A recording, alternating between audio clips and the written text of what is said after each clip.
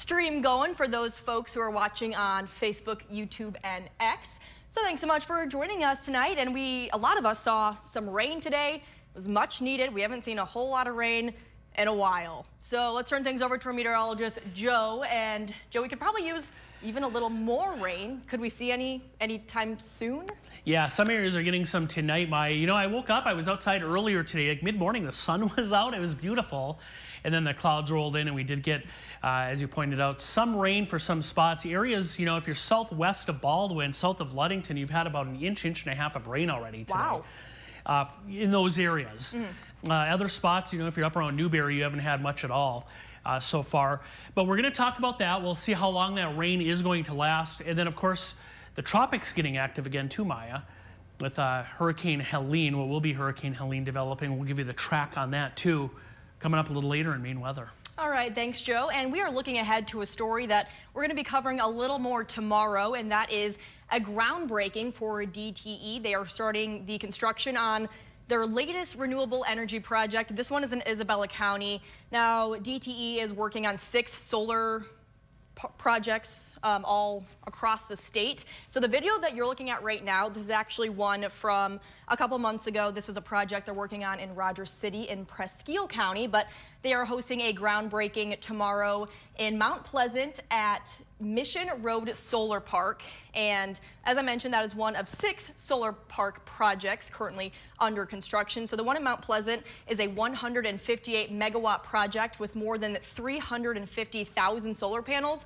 DTE says that this will generate enough clean energy to power more than 38,000 Michigan homes once it is fully operational. So I just want to remind everyone, I haven't showed our graphic for question of the day yet, but our question of the day today is, do you support more development of wind and solar energy products? So we'll have a little QR code in the corner of your screen that you can scan here in a moment, but let's bring in our guest for today, and that is Joe. He is the Vice President of Renewable Energy Development for DTE Energy. Hi, Joe. Thanks so much for joining us. Good evening. How are you? I am good. How are you? Good. Getting ready for a big groundbreaking for tomorrow. Yeah, it'll be exciting. It's a great project. It's going to bring a lot of revenue and opportunity to the local community while we're developing it. So very excited about it. So with a lot of these different solar park projects, one of the biggest issues that some communities have is the green space that it takes up. I know when the project in Presque Isle County that we showed video a couple minutes ago of, a lot of residents there were concerned about the location of the project, and they said, you know, why can't we have these sort of solar panels in places besides green space? So what would you say to those concerned residents? Yeah, so I think the first thing is, we know there's some new stuff in this space, and a lot of people are still kind of working their way through it. I think the first thing is really, we work hand in hand with the local community to make sure that areas that we are putting the panels, they're always in connection or we always have a kind of a signed agreement with the landowners. And for us, that's a really big deal because a lot of these landowners oftentimes are farmers. A lot of times maybe their children didn't want to take over the farm, or maybe they're at an age where they want to kind of hang up the tractor a little bit. And this allows them to be able to kind of choose a new type of crop, like a solar crop, and be able to continue to keep the farm and the family and raise that revenue. So we spend a lot of time working with the landowners. Additionally, we do a lot of research around, you know, 2 things we hear about is I don't want to see it, and is there a lot of glare? So we spend a lot of time actually doing glare studies for the different types of glare. And we have the ability throughout different times of the day to be able to kind of articulate those panels to minimize any glare or anything like that to the neighboring communities. We put up a lot of vegetation and natural kind of greenage to be able to block any type of concerns people might have visually. And you mentioned that these sort of projects do benefit the community. Can you talk a little bit more about how they benefit? Yeah, I think there's a couple different ways. So I think first, right off the bat, it's a nice shot to the local community. We'll bring in, you know, 300 plus construction workers a lot of times. In this particular job, it's actually a local construction firm called J-Rank. And that's all local. It's Isabella County. It's people from the neighboring townships doing the work. And when they're in the area, they're shopping at the grocery stores, they're going to staying at the hotels, they're going to the restaurants. So I think that's one way. I think the second way is projects like this generate millions of dollars in tax revenue. that the area, the local municipality could spend how they see fit. So they're able to put it towards schools, or they could put it towards public works projects, police, fire, any way they want. And then the last one, and I think is really important, is, the people who are providing the land for us to be able to build those solar panels on them. Mm-hmm. It's a really good revenue source for them as well. So for this project in Isabella County, who is providing the land?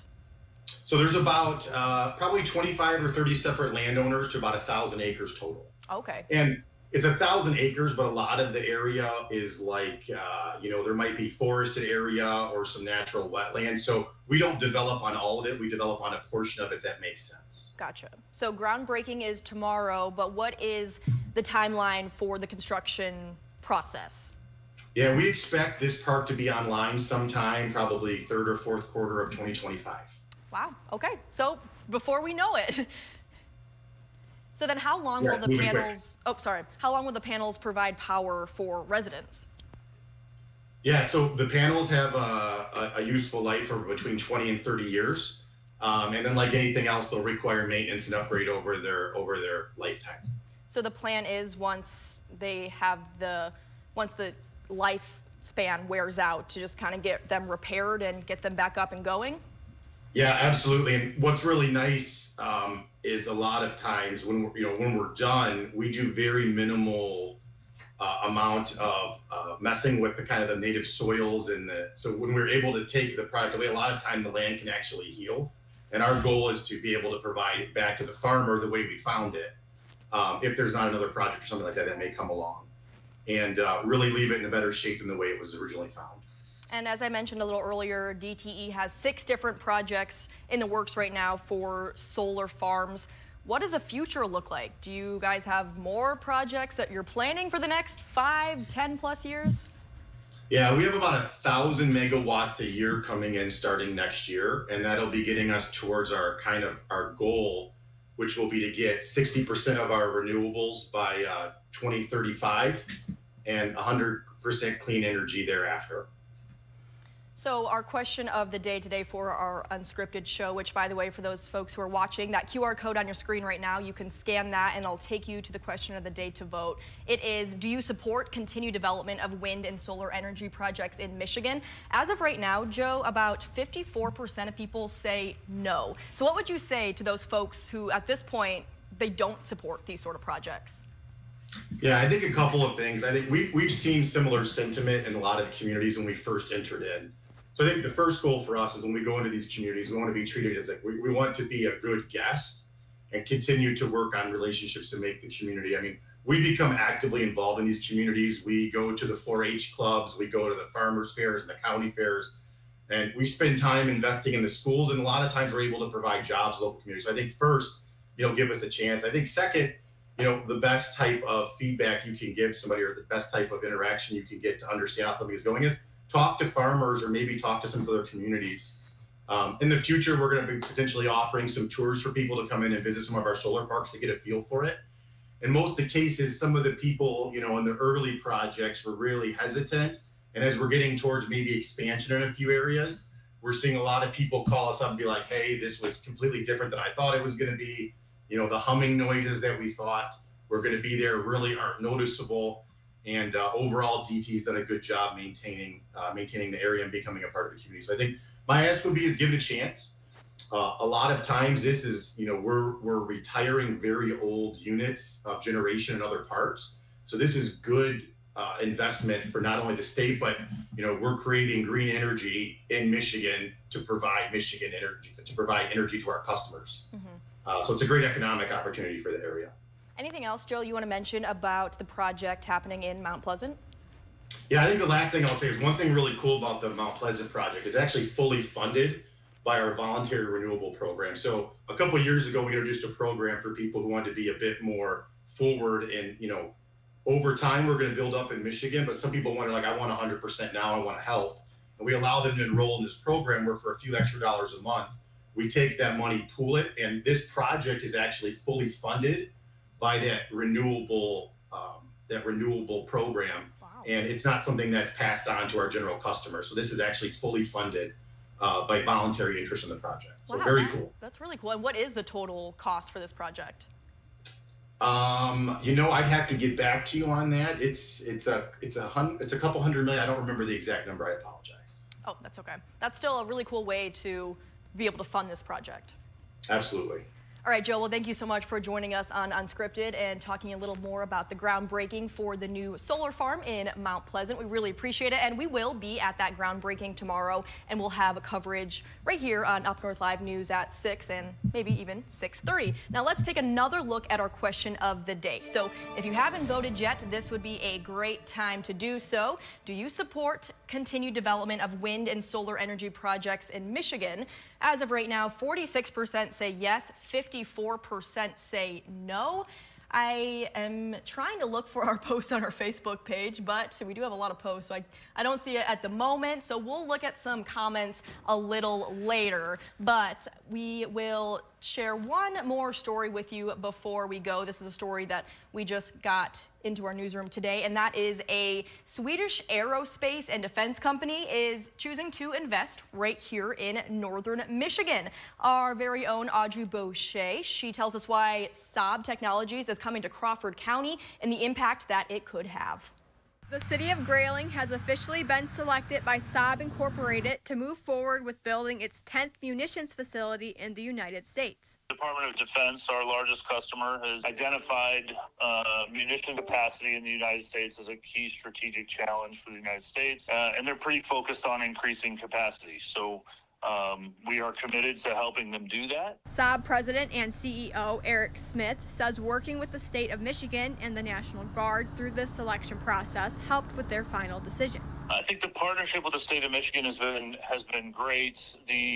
Really the efficiency of the project itself, and the partnership with the National Guard in Grayling, as well as the ability to test our shoulder-fired systems at Camp Grayling it just makes the efficiency of the project overall more favorable. In terms of our ability to execute what we have to execute, we can do it all right there in Grayling with easy transport and access to the resources that we need. Saab intends to buy 388 acres of Grayling's industrial park and utilize 60 acres for the facility, which is about 3.5 miles from Camp Grayling. This facility will be utilized for making components for its shoulder fire and ground launch small diameter bombs. Smith says they will not be making explosives within the facility. The facility is a final assembly integration facility for shoulder fire munitions and precision fire systems. And the work that we're doing there is all really final assembly and integration of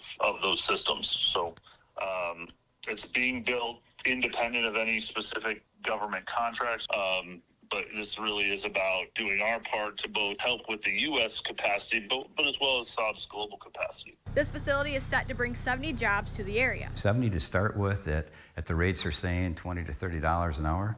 I mean, that's a good rate.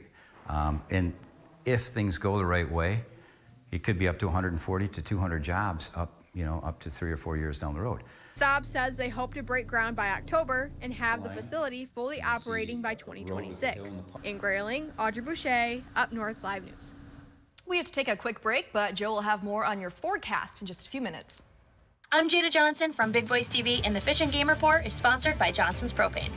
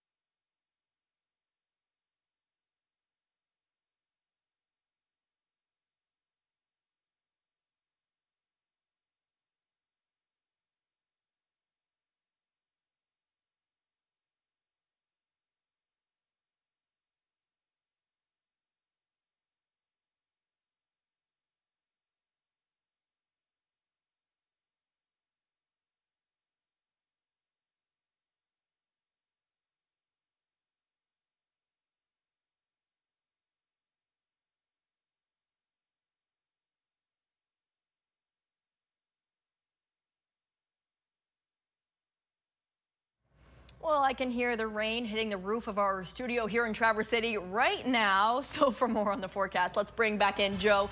Joe, is it going to continue to rain the rest of the night? Yeah, you know, for a good portion of the area, I think so. So I know you're going to probably grab a quick dinner, you know. Yep. Get the umbrella. Yeah, okay. You may need it here. Yeah, some spots seeing some rain, Maya. But you know what? By tomorrow, this will come to an end, and we're not going to see any more for a while. Kind of like what we had a week or so ago. Before we get into that, though, I want to start off with a look at the tropics. So you probably heard there is a developing hurricane, Helene, way down there. You can see Florida, where Miami is, Texas, Mexico, Cuba. That's kind of a look at things. Here is Helene right now. So this is a tropical storm right now. It's not a hurricane yet, with winds right now of 50 miles per hour. It's still about 150 miles off the southern, or south rather, of the western tip of Cuba currently. This is what you see, these lines that look like spaghetti. That's why they're called a spaghetti plot. These are the models, which, you know, they take mathematical equations into account, current state of the atmosphere, where this may go. And all point, except the one, they all point up toward the big bend there of Florida moving forward. And that's the same path that the National Hurricane Center has their official forecast for. Notice, we'll zoom in a little closer. By Thursday afternoon, this could be a Category 3 hurricane offshore of Sarasota, Tampa, way offshore, if this forecast holds true. And then it'll head up toward that, again, the big bend there in Florida where the Suwannee River empties into the Gulf of Mexico there. So that's kind of what we're looking at with regard to Helene. Meanwhile, back home, low pressure sits right there south of Chicago tonight. This is the old weather map. That's spinning in, and that's bringing in some of the rain that we do have. Here's a live look right now in Cadillac, our Baker College camera. Well, it's 61 degrees and some rain coming down there. Here's a little closer look at radar with that rain continuing to lift northward. There it is, Cadillac down toward Ludington, just getting into the Traverse City area. So we'll deal with this off and on through tonight. Here's a little closer look at the timing on that. There's the showers tonight. We'll stop the clock here in the morning. I still think some showers, especially east of the interstate tomorrow morning. And then we start cloudy, but gradually more sun in the afternoon. So kind of cloudy in the morning, better chances for sun later in the day tomorrow. A couple showers tomorrow night north, and then we're in store for a beautiful day on Thursday, which looks really, really pleasant as we look ahead here. Extended forecast, here it is. And again, after tomorrow, once the showers wind down, dry weather, and it stays warm. The normal highs now between 63 and 67 this time of the year will stay in the 70s through at least Sunday with dry weather. So Maya, looks like a pretty nice stretch of weather coming up here. Pretty warm too once the rain ends later tonight. Thanks so much, Joe. We are going to check in with our sports director, Harrison Beebe, in just a few minutes.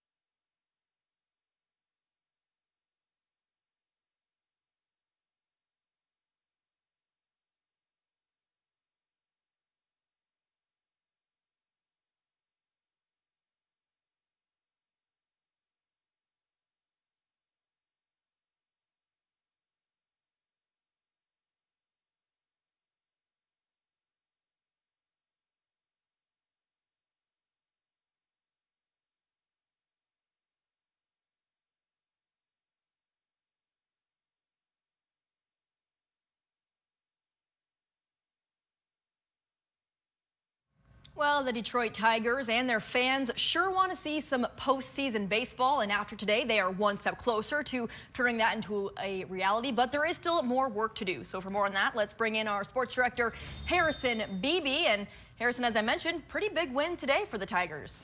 Yeah, and it was strange to have the game be in the afternoon. It was originally a night game, but weather in the Detroit area kind of pushed things back. They decided instead of trying to do double headers down the stretch here, they were just going to make it a day game. And worked out pretty well. Tarek Skubal was up for the challenge of pitching 6 hours earlier, 7 innings, only allowing 2 hits, a shutout ball, and with 7 strikeouts. I mean, it's only a matter of time before he's announced the Cy Young winner for the American League this year. He's the best pitcher in baseball, and I don't think there's anybody that's even close to second. So let's go ahead. I think our friends in the back have the latest standings. After the 2-1 win, this is where Detroit sits.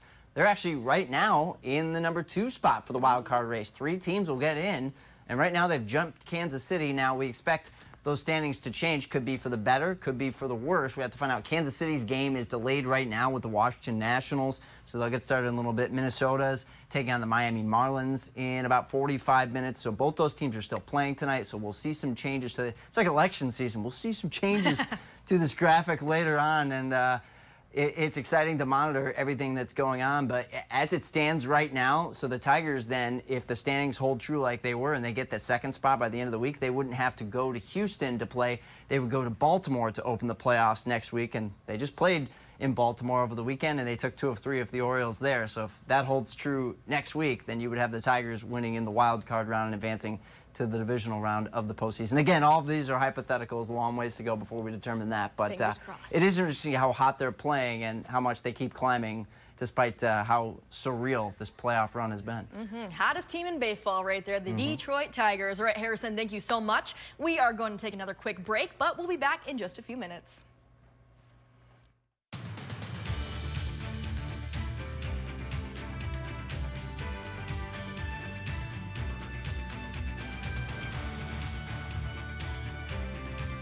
Salon services are furnished by Epiphany Advanced Academy in East Acme.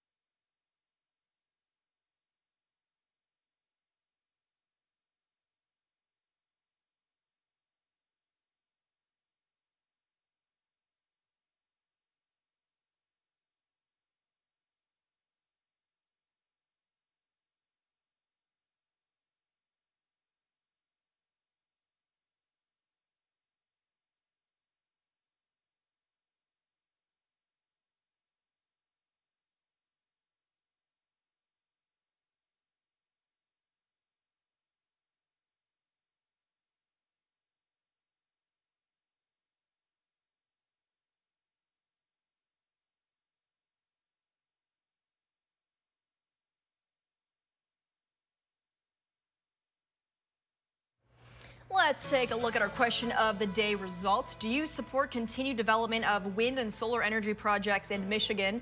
As of right now, 46% of voters say yes, whereas 54% say no. We have about 620 votes right now, and we have a whole lot of comments, 95 comments on our Facebook post with this question. So I'll read a few of them. Barb says, of course, let's be sensible about where we place solar panels. How about over parking lots and buildings instead of green spaces? And that seems to be a pretty popular comment, has a lot of likes on that one. Let's see what else we have here. Dan says, development, yes, as in better technology to make them more efficient. I'm not in favor of creating more nuclear waste. Jamie says we can utilize areas like highway medians, parking lots, rooftops, etc. for solar. No need to use up vacant, viable land. Bill says I support greatly increasing the efficiency of solar energy across the board from electric to heat. Lori says yes, but also nuclear power. Maureen says Michigan, the Great Lakes state, would really like to see more invested in hydroelectric power plants. Trudy says yes. So again, 95 comments. So if you haven't voted yet, you can scan that QR code on your screen right now and you'll still have some time to vote. You can also go to our website, UpNorthLive.com, and vote. And you can always go to our Facebook post to leave a comment. I will say, I'm hoping that as we move forward with Unscripted, that more people will leave live comments on our live stream on Facebook and YouTube. They're just a little easier for me to read instead of me having to scroll through all the different Facebook comments, especially when there's 95 of them, of course. I can't get to them all, right, Joe? So he's looking at me funny. All right, well, that is all the time we have today for Up North Live Unscripted at 6:30. Thanks so much for joining us. Joe says bye, and I say bye as well.